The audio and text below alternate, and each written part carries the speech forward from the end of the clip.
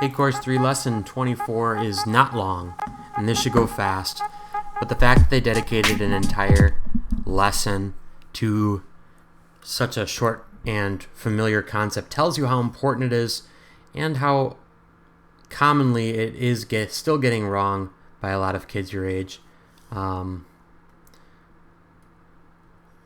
Example 2 gives us a chance with a word problem to practice this.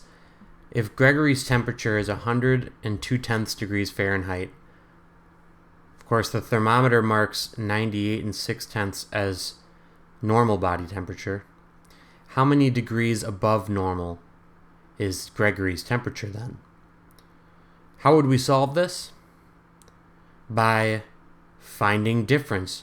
Greater, lesser difference, right? And the greater being 102.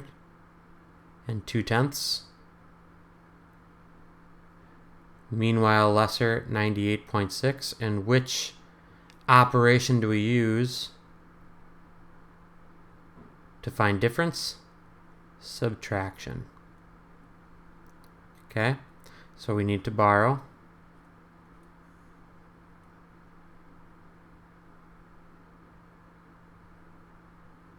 Notice, how did I set up my problem? We need to feel familiar with that. I set it up by putting the decimal places in line with each other. That will continue into my answer. It's not like multiplying and dividing. You simply drop it straight down. So 12 minus 6 is 6. 9 minus 8 is 1. 9 minus 9 is nothing. And we took the 1 away earlier.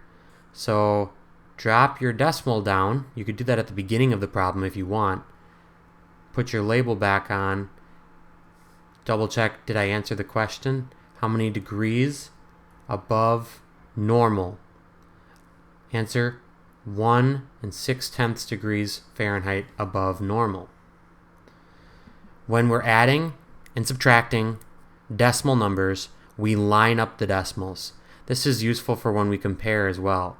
Simply take the two numbers and line up the decimals.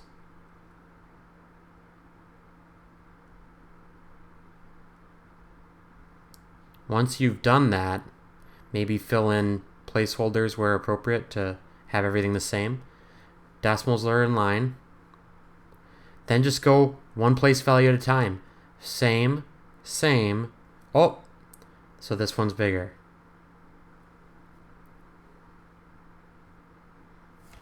Okay, so line up the decimals, drop it down when adding and subtracting. Let's do longhand. I'm not interested in just an answer. That means you aren't necessarily learning anything. That's just a calculator. That doesn't help me.